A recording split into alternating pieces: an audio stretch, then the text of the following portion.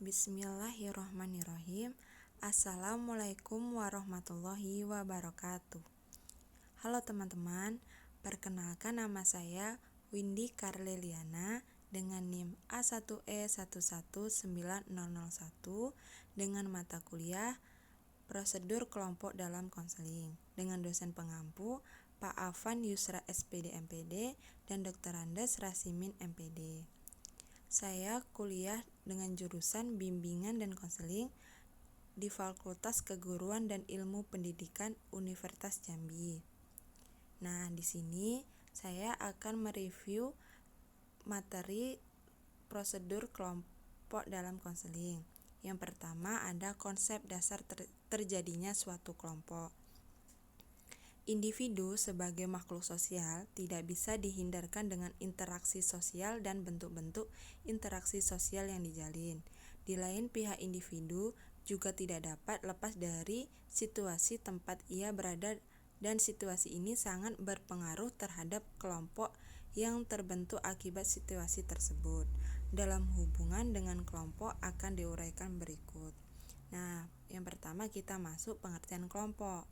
Pengertian kelompok menurut Homan 1950 mengatakan bahwa kelompok merupakan sejumlah individu yang berkomunikasi satu dengan lainnya dalam jangka waktu tertentu yang jumlahnya tidak terlalu banyak, sehingga hal tersebut memberikan kesempatan bagi semua anggota untuk berkomunikasi secara langsung.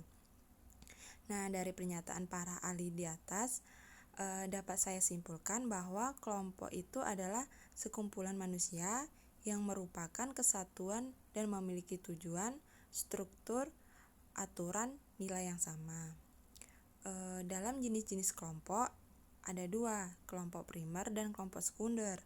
Kelompok primer di sini maksudnya yaitu suatu kelompok yang jumlah anggotanya hanya sedikit, meskipun tidak setiap kelompok yang anggotanya sedikit merupakan dari kelompok primer. Hubungan antar anggota tersebut bersifat personal. Sedangkan kelompok sekunder yaitu kelompok yang jumlah anggotanya itu banyak.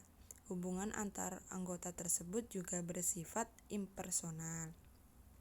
Selanjutnya kita masuk ke dalam bimbingan kelompok. Nah, pengertian dari bimbingan kelompok itu sendiri adalah layanan bimbingan yang dilakukan dalam suatu kelompok sangat memanfaatkan dinamika kelompok sehingga anggota dapat mengembangkan potensi diri sekaligus memperoleh manfaat dari pembahasan topik masalah. Nah, tujuan bimbingan kelompok itu yakni pengembangan pribadi, pembahasan topik-topik atau masalah-masalah umum secara luas dan mendalam yang bermanfaat bagi para anggota kelompok sehingga terhindar dari permasalahan. Nah, selanjutnya ada konseling kelompok.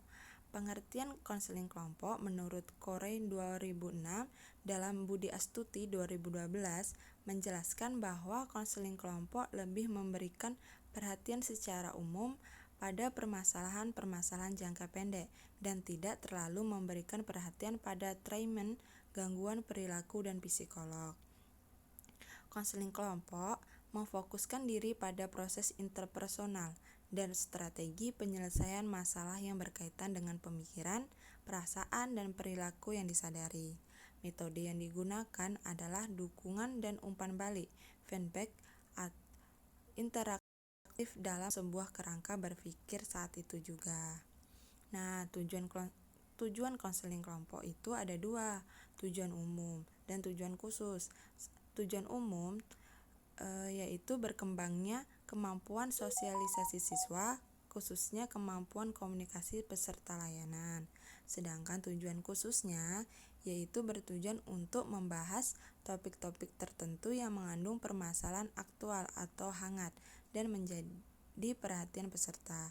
Melalui dinamika kelompok yang intensif, pembahasan topik-topik itu mendorong pengembangan perasaan, pikiran, persepsi, wawasan, sikap yang menunjang diwujudkan tingkah laku yang lebih efektif. Selanjutnya, di dalam konseling kelompok ada tahap-tahapnya. Yang pertama, tahap pembentukan. Tahap pembentukan ini disebut juga tahap pengenalan, yaitu tahap perlibatan diri atau tahap memasukkan diri ke dalam kehidupan suatu kelompok. Yang kedua, tahap identifikasi dan tujuan kelompok.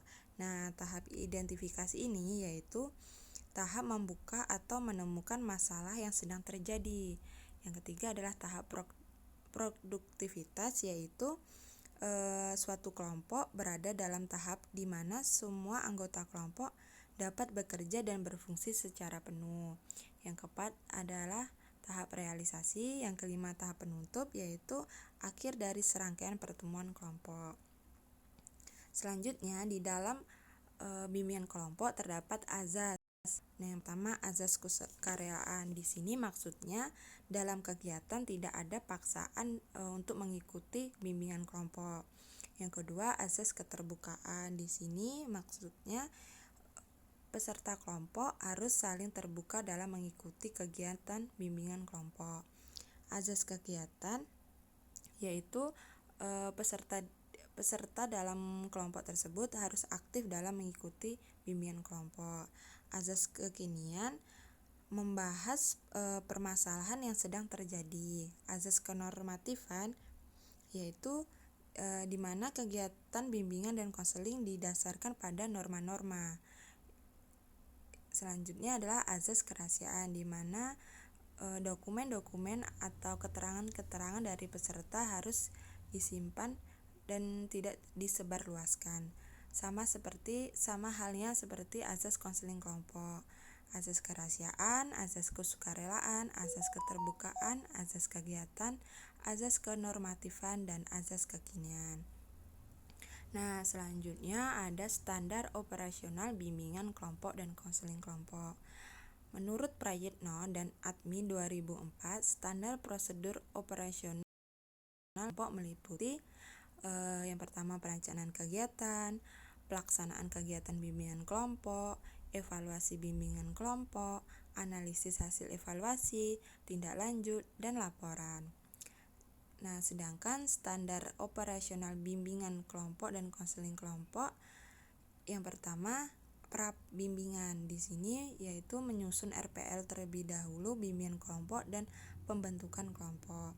Yang kedua adalah pelaksanaan pembentukan transisi inti dan penutup. Yang ketiga adalah pasca bimbingan, mengevaluasi perubahan yang dicapai, menetapkan tindak lanjut kegiatan yang dibutuhkan, menyusun laporan bimbingan kelompok. Baik teman-teman, hanya itu yang bisa saya review materi yang sudah saya jelaskan. Kurang lebihnya saya mohon maaf. Saya akhiri. Assalamualaikum warahmatullahi wabarakatuh.